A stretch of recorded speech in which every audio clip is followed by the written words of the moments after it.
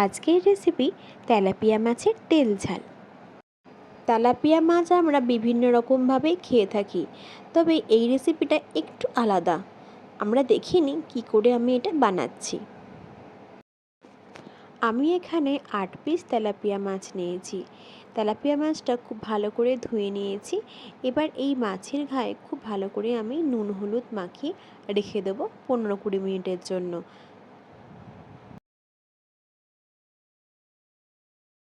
খুব ভালো করে মাছটা মাখিয়ে নিয়েছি, যাতে নুনটা খুব ভালো করে মাছের মধ্যে ঢুকে যায়, তার জন্য আমি 15 মিনিট রেস্টে রাখলাম।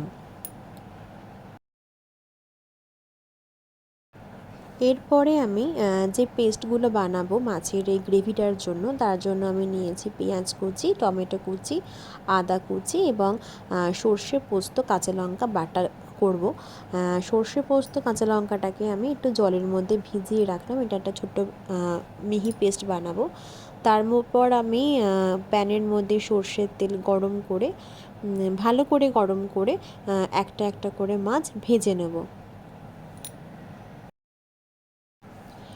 প্রথমে ফ্রাইং প্যানে আমি 4টে মাছ দিয়ে খুব ভালো করে ভেজে নিলাম।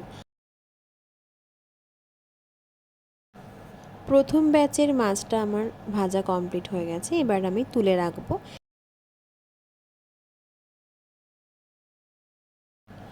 এবার দ্বিতীয় ব্যাচের মাছগুলো আমি দিয়ে দিচ্ছি একটা একটা করে। এগুলো ঠিক সেমভাবে আমি ফ্রাই করে নিয়ে তুলে রাখবো।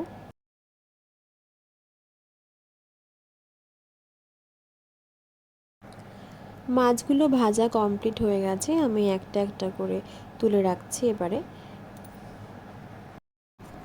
মাছগুলো তুলে রাখার পরে সেই একই তেলে আমি কালো জিরে ফোড়ন দিয়ে খুব ভালো করে ফোড়নের গন্ধটা ওঠা অবধি আমি নাড়িয়ে নেবো এবং তারপরে পেঁয়াজ কুচি দিয়ে খুব ভালো করে নাড়বো এবং পেঁয়াজগুলো আমি লাল করে ভেজে নেব। পেঁয়াজটা দেওয়ার পরে পেঁয়াজ থেকে অল্প একটু জল বেরিয়েছে, পেঁয়াজ থেকে নর্মালি জল বেরোয়, তো এই জলটা শুকিয়ে যাওয়ার না অবধি আমাকে ভেজে নিতে হবে।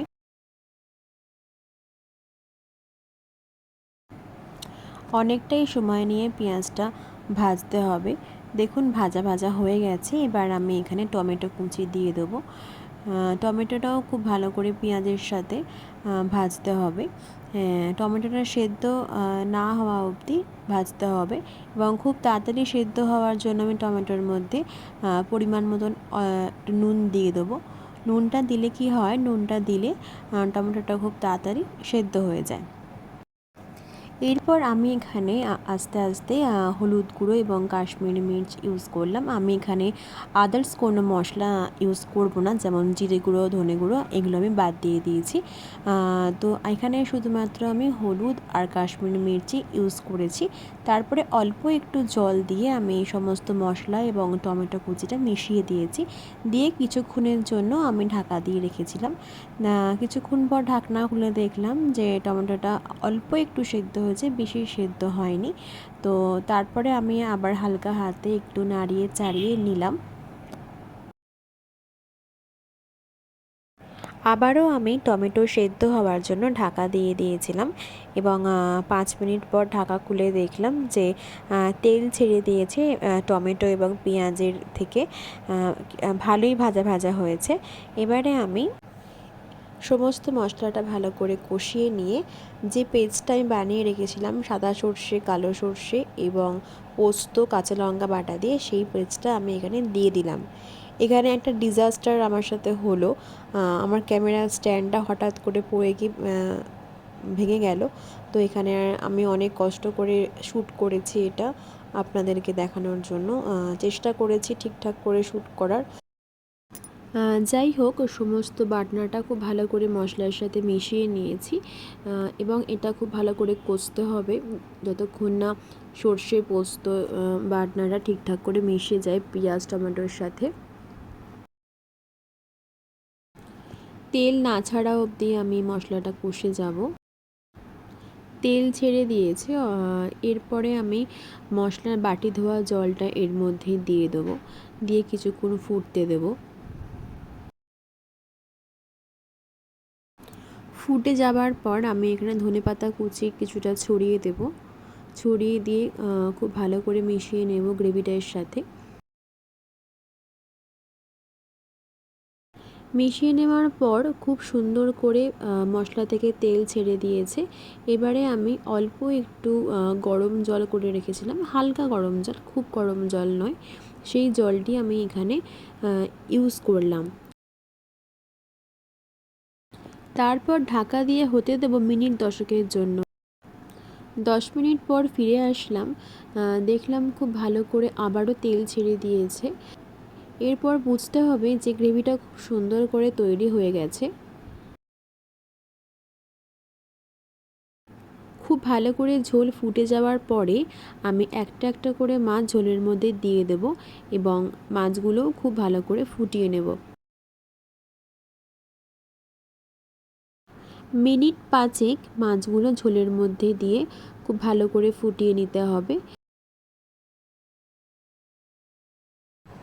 গ্রেভিটা একটু কম লাগার জন্য আমি আরেকটু জল অ্যাড করলাম। আমি একটুখানি এটা ঝোল ঝোল রাখবো তাই জন্য। খুব ভালো করে ফুটে গেছে। আমি এখনও মিনিট 5-এর মতন এরকম ফোটাবো, যাতে ঝোলটা একদম প্রপারলি মাছের মধ্যে ঢুকে যায় এবং যে মশলাগুলো আমি ইউজ করেছিলাম সেই মশলাগুলোর ফ্লেভার সব কিছু যেন মাছের মধ্যে ঢুকে যায়। এবং লাস্ট ফিনিশিং আমি ধনেপাতা কুচি দিয়ে এটা এন্ড করলাম। ধনেপাতার ফ্লেভারটা ভীষণই ভালো লাগে।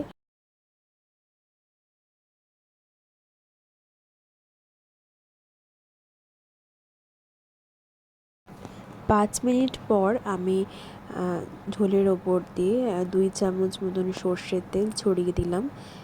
সর্ষের তেল দেওয়ার ফলে মাছের স্বাদটা আরও দ্বিগুণ বেড়ে যাবে। কিছুক্ষণ ফুটিয়ে নিয়ে আমি ঢাকা চাপা দিয়ে আরও 5 মিনিট রেখে দেব, গ্যাসটা একদম লো আঁচে করে। তারপর খুব ভালো করে ফুটিয়ে নিয়ে আমি এবার সার্ভ করে নেব তেলাপিয়া মাছের তেল ঝাল। রান্নাটা আপনাদের কেমন লাগলো অবশ্যই জানাবেন। ভালো লাগলে লাইক করবেন, কমেন্ট করবেন এবং শেয়ার করতে ভুলবেন না।